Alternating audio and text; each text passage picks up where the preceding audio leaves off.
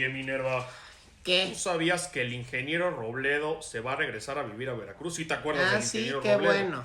El que estudió conmigo en la universidad. ¿Sabías o no sabías, No, Minerva? no sabía. Pues ahorita me dijo. Qué Me bueno. marcó por teléfono. Qué Nos bueno. echamos una llamada como de 2 horas. Y me dijo, Qué ingeniero, bueno. ¿qué crees? Que aquí ya la cosa está muy difícil. Me voy a regresar allá a Veracruz con toda mi familia. Ajá. Y yo, pues, ¿cómo? ¿Cómo? Si él dijo que nunca se iba a regresar.